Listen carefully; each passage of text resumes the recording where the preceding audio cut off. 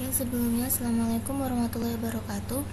Izin memperkenalkan diri, nama saya Nazma Ivano dengan NPM 215 dari kelas PSTIB.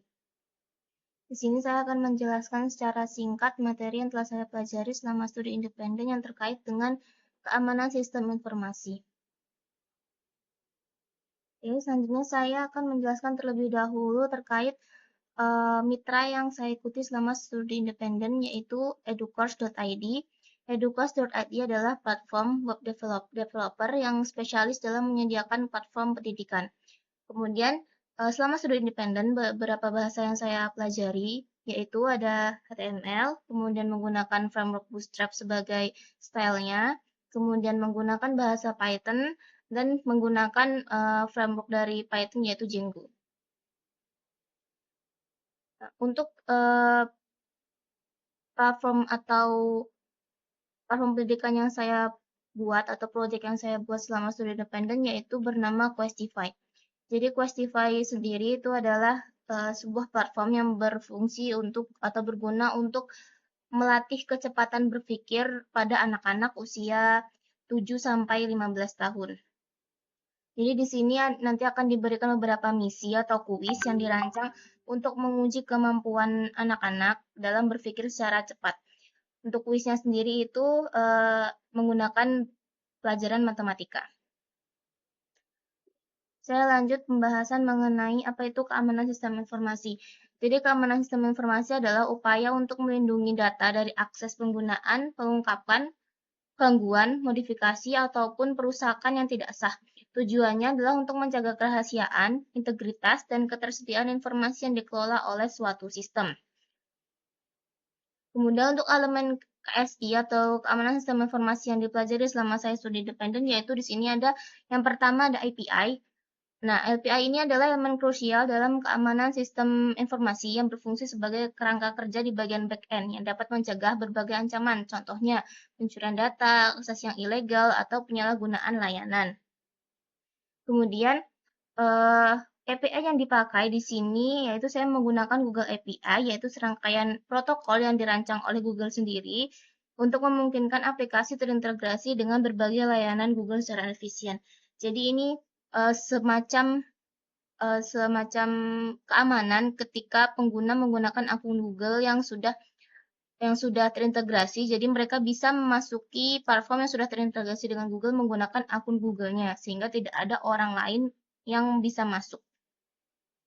Saya akan memperlihatkan di bagian kode saya untuk provider dari Google-nya sendiri. Jadi di sini ada di halaman HTML, login.html dan register.html.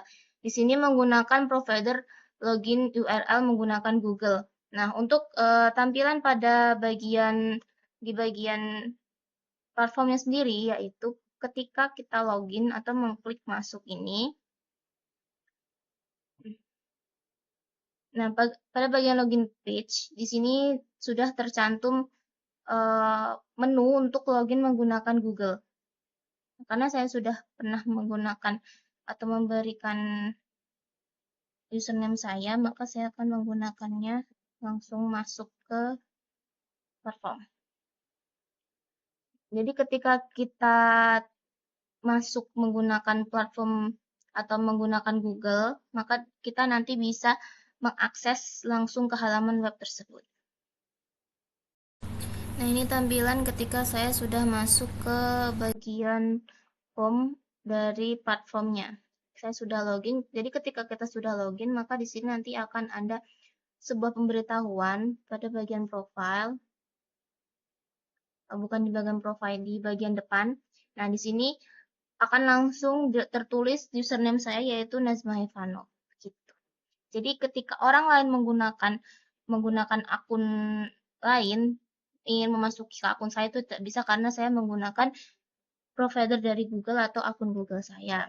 Oke, selanjutnya yaitu pada settings.py. Jadi di sini setting.py ini adalah sebuah kunci atau bagian file yang sangat krusial atau penting karena di sini mengatur tentang beberapa keamanan yang tersedia dari Django-nya itu sendiri. Yang pertama yaitu ada secret key. Secret key di sini adalah kunci rahasia yang digunakan Django untuk proses hashing atau validasi seperti token CSRF, session, dan data sensitif lainnya. Jika kunci ini bocor, maka penyerang dapat memalsukan data, kemudian meretas sisi pengguna, atau mengakses informasi yang sensitif.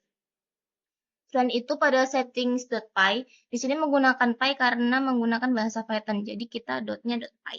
Selanjutnya ada allow host. Jadi di sini ada daftar host diizinkan domain yang diizinkan untuk mengakses aplikasi Jingo. Jika kosong atau konfigurasinya itu salah, maka aplikasi kita akan rentan terhadap serangan host header injection.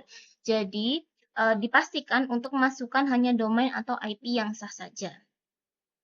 Selanjutnya yaitu ada CSRF protection atau cross-site request forgery, yaitu atau serangan yang dimana pengguna yang sudah sah dibodohi untuk mengirimkan permintaan yang berbahaya. Nah, Django sendiri ini melindungi aplikasi melalui middleware-nya CSRF dengan pengaturan CSRF Trusted Origin. Selain itu, ada juga validator password, di mana Django sendiri menyediakan validator bawaan untuk memastikan kekuatan kata sandi yang kita masukkan. Ada 3 jenisnya, yaitu ada minimum length validator, di mana untuk memastikan panjang minimal kata sandi. Kalau kata sandi yang saya masukkan tadi itu minimal 8 kata. Kemudian ada common password validator di sini untuk mencegah penggunaan kata sandi yang umum, contohnya menggunakan nama username, kemudian menggunakan huruf semua, begitu. Kemudian di sini juga ada numeric password validator. Di sini melarang kata sandi yang hanya terdiri dari angka. Jadi ketika kita masukkan semuanya itu angka, maka password akan diminta untuk masukkan ulang dan mengisi dengan yang sesuai dengan ketentuan dari Django itu sendiri. Jadi nanti passwordnya itu harus terdiri dari huruf besar, huruf kecil, kemudian ada simbol dan ada angka. Oke, nah saya akan memperlihatkan di bagian kode saya. Di sini pada bagian settings.py di bagian awal itu ada secret key.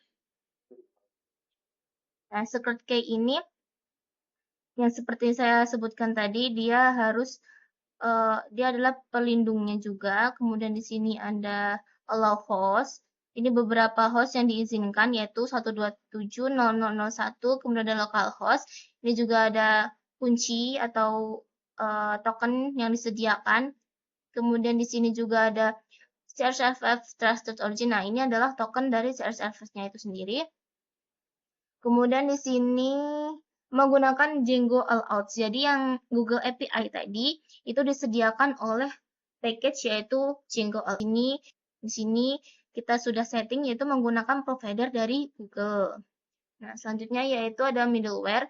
Nah, middleware yang digunakan di sini untuk keamanan sistem informasinya adalah middleware CSRF View Middleware. Kemudian di sini juga ada untuk passwordnya, setting passwordnya.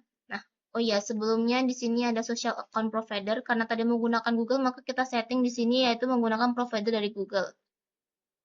Selanjutnya di sini juga ada authentic password validator. Untuk validasinya di sini kita ada minimum length, common password, kemudian ada numeric passwordnya. Yang seperti saya sebutkan tadi untuk memastikan bahwa user memasukkan password yang tidak umum. Nah, untuk token CSRF-nya sendiri, itu bisa dilihat pada bagian login HTML ataupun register HTML. Nah, kalau bagian CSRF ini digunakan ketika yang berkaitan dengan user atau ketika user melakukan login atau ketika kita melakukan atau menuju file yang berhubungan dengan user login. Nah, di sini bisa dilihat pada baris ke-43 menggunakan CSRF token pada login formnya. Kemudian di register juga ada di nomor bagian atas biasanya. Nah, di sini di nomor di baris 44 menggunakan CSRF token. Sebelum melakukan register, nanti kita akan diminta masukkan nama depan, nama belakang. Dan beberapa inputan lainnya yang diperlukan untuk register. Oke. Ini seperti itu saja penjelasan dari saya mengenai materi-materi yang saya gunakan terkait dengan keamanan sistem informasi pada platform Questify. Kurang lebihnya saya mohon maaf, saya akhiri. Wassalamualaikum warahmatullahi wabarakatuh.